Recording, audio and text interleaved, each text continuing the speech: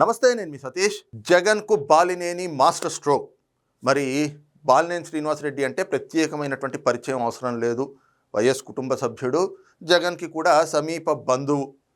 ఇంకా చెప్పాలి అంటే మొన్నటి 2024 ఎన్నికల వరకు కూడా వైసీపీలో ఉన్నటువంటి వ్యక్తే. ఇక అంత సమీప బంధువు, కుటుంబ సభ్యుడైనటువంటి బాలినేని శ్రీనివాసరెడ్డి కూడా మొన్నటి ఎన్నికల సమయంలో జగన్మోహన్ రెడ్డిని వీడి వైసీపీకి గుడ్ బై చెప్పి బయటకు వచ్చేశారు. వచ్చిన తర్వాత ఆయన జనసేనలో చేరారు. కారణం ఏమిటి అంటే ఆ జగన్మోహన్ రెడ్డి వ్యవహార శైలి, వైఎస్ఆర్ కాంగ్రెస్ పార్టీ విధానాలు నచ్చక అనేక మంది నాయకులు, బాలినేని శ్రీనివాసరెడ్డి అనే కాదు, అసలు జగన్మోహన్ రెడ్డి అధికారంలో ఉన్నప్పుడు ఏడాదిన్నర అధికారం ఉన్నా కూడా ఆ అధికారాన్ని వదిలిపెట్టుకుని బయటకు వచ్చేసిన వాళ్ళు ఉన్నారు. మనం ప్రధానంగా చెప్పుకోవాలంటే కోటంరెడ్డి శ్రీధర్ రెడ్డి, ఉండవల్లి శ్రీదేవి, ఇలాగా అనేక మంది నాయకులు బయటకు వచ్చేశారు. ఆ క్రోలోనే మరి బాలినేని శ్రీనివాసరెడ్డి కూడా జగన్మోహన్ రెడ్డికి అలాగే వైఎస్ఆర్ కాంగ్రెస్ పార్టీకి గుడ్ బై చెప్పి బయటకు వచ్చేశారు. ఇంకా మరోవైపున చూస్తే జగన్మోహన్ రెడ్డి గారి ఆత్మ, ఒకప్పుడు ఒకానొక సమయంలో జగన్మోహన్ రెడ్డి గారి ఆత్మగా చెప్పుకున్నటువంటి విజయసాయి రెడ్డి, ఆయన కూడా వైసీపీని వీడి జగన్మోహన్ రెడ్డి గుడ్ బై చెప్పి బయటకు వచ్చేశారు.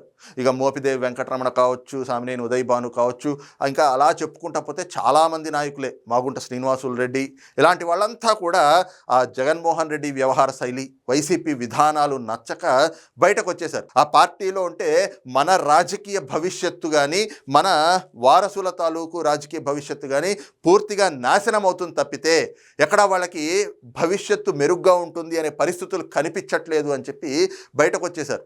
బయటకు వచ్చి ఎవరికి అవకాశం ఉన్న మేరకు వాళ్ళంతా కూడా ఇతరత్ర పార్టీల్లో చేరుతూ వస్తున్నటువంటి పరిస్థితి. అయితే ఇదంతా కూడా వైఎస్ఆర్ కాంగ్రెస్ పార్టీకి ఒక డ్యామేజింగ్ ఫ్యాక్టర్గానే కనిపిస్తూ ఉంది.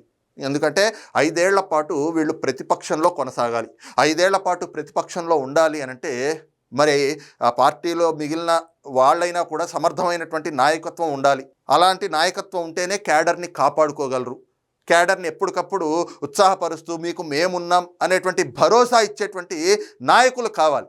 కానీ ఏమైంది, దాదాపు 90% మంది అంతా కూడా వైఎస్ఆర్ కాంగ్రెస్ పార్టీలో ఉన్న ప్రధానమైనటువంటి నాయకులుగా చెప్పుకోబడిన వాళ్ళు, అంటే కీలకంగా క్యాబినెట్లో మంత్రులుగా చేసినటువంటి వాళ్ళు కావచ్చు, ఎమ్మెల్యేలుగా పనిచేసినటువంటి వాళ్ళు కావచ్చు, 5 ఏళ్ల పాటు వాళ్ళు ఈ రోజున 90% మంది బయటకు వచ్చేశారు. ఇక కేవలం స్క్రాబ్ మాత్రం అక్కడ మిగిలింది. ఆ స్క్రాబ్ కూడా ఎలాంటి వాళ్ళు, కొడాలి నాని, పేర్ని నాని, వల్లభనేని వంశీ, లేదంటే అంబటి రాంబాబు, ఆర్కే రోజా, జోగి రమేష్, గుడివాడ అమర్నాథ్, ఇలాంటి స్క్రాబ్ మాత్రమే ఇప్పుడు వైఎస్ఆర్ కాంగ్రెస్ పార్టీలో మిగిలింది.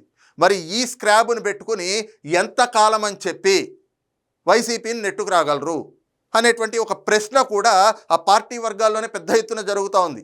కారణం ఏమిటి అంటే బలమైనటువంటి నాయకత్వం లేకపోతే క్యాడర్ కూడా ఎక్కడికక్కడ చెల్లా చెదురైపోతారు. మరి అలాంటి పరిస్థితుల్లో రేపు ఎన్నికల నాటికి వైఎస్ఆర్ కాంగ్రెస్ పార్టీ మొన్న గొప్పగా ప్రచారం చేసుకున్నారు, మేము అధికారం కోల్పోయినా కూడా మాకు 40% ఓట్ షేర్ వచ్చింది అని చెప్పి. కానీ ఈ రోజున కూటమి ప్రభుత్వం ఏర్పడిన తర్వాత వాళ్ళు మరి ఇచ్చినటువంటి ఎన్నికల హామీలు, అవి అమలు చేస్తున్న విధానం, పార్టీలకు అతీతంగా, రాజకీయాలకు అతీతంగా అందరినీ సమానంగా చూడాలి అనేటువంటి ఆ ధోరణిలో వాళ్ళు వ్యవహరిస్తున్నటువంటి తీరు, వీటితో వీళ్ళు చెప్పుకున్న 40%లో ఆల్మోస్ట్ 10 నుంచి 15% ఓట్ బ్యాంక్ పోయింది. ఇకపోతే వాళ్ళకు ఉన్నటువంటి ఆ ఓట్ షేర్లో క్యాడర్ ఉంటారు కదా, మరి బలమైన నాయకత్వం లేకపోతే ఆ క్యాడర్ కూడా ఎక్కడికక్కడ చెల్లా చెదరైపోయేటువంటి పరిస్థితులు. మరి ఇవన్నీ కూడా రేపు ఎన్నికల నాటికి ఎలాంటి ప్రభావాన్ని చూపుతాయి, ఎలాంటి పరిస్థితులకి దారితీస్తాయి అని అంటే వైఎస్ఆర్ కాంగ్రెస్ పార్టీ తన ఉనికినే కోల్పోయేటువంటి పరిస్థితులు. అది జగన్మోహన్ రెడ్డి రాజకీయ మనుగడగే అది ప్రశ్నార్థకంగా మారేటువంటి పరిస్థితులు. కాబట్టి ఇలాంటి సమయంలో ఆ డ్యామేజ్ని ఎలా పూడ్చుకోవాలి అని ఆలోచనలో పడ్డ జగన్మోహన్ రెడ్డి తనకున్న బలం ఏమిటి, ఆ సోషల్ మీడియా, ఆ వైసీపీ సోషల్ మీడియా తోటి కొన్ని ప్రచారాలు మొదలెట్టించారు. ఆ ప్రచారాలు కూడా ఏమిటి అంటే కొంతమంది నాయకులు ఇప్పటికే పార్టీని వీడి వెళ్ళిపోయారు, కానీ ఈ కూటమి పాలన చూసిన తర్వాత వాళ్ళంతా కూడా తిరిగి వచ్చేస్తామని చెప్పి మాకు కబురు పంపిస్తూ ఉన్నారు, నా దగ్గరికి రాయబారం పంపిస్తూ ఉన్నారు అని చెప్పి జగన్మోహన్ రెడ్డే నేరుగా రంగంలోకి దిగి మొన్నేదో వాళ్ళ పార్టీ నాయకుల సమావేశం పెట్టుకుంటే ఆ పార్టీ నాయకుల సమావేశంలో ఆయన నేరుగా ఒక ప్రకటన చేశాడు.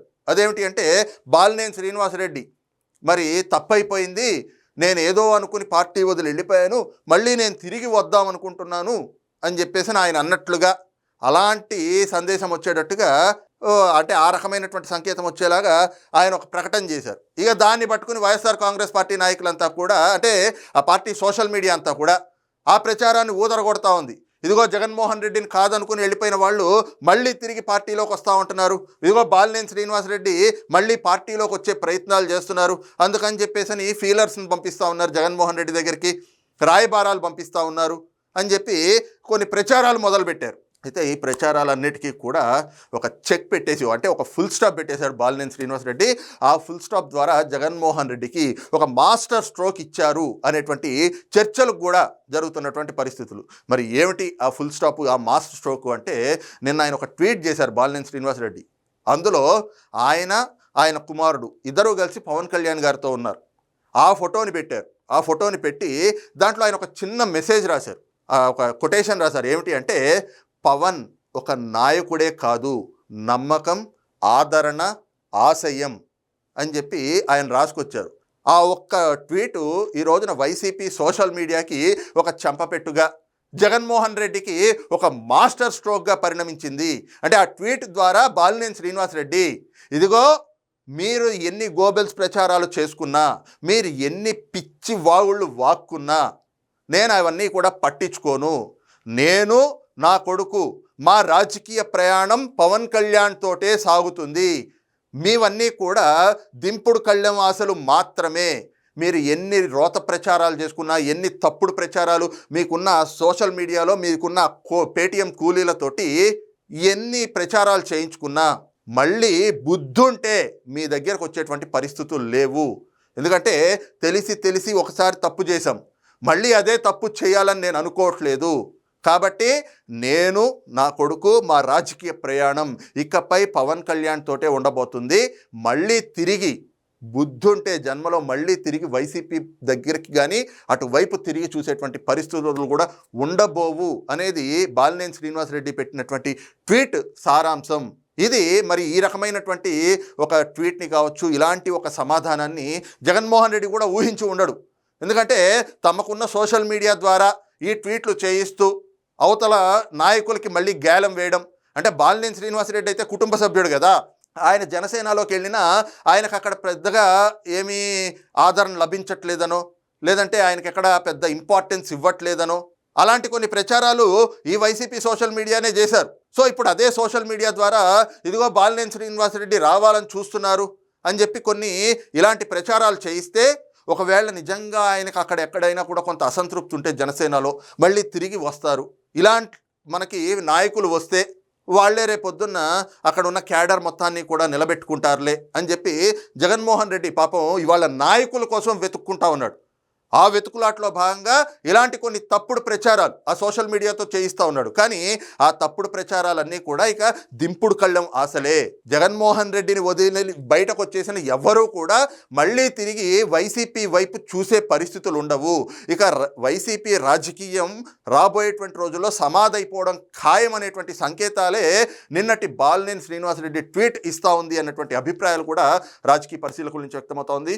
మరి ఈ అంశంపైన మీ అభిప్రాయం ఏమిటనేటువంటిది కింద కామెంట్ సెక్షన్లో మెన్షన్ చేయండి. Thank you.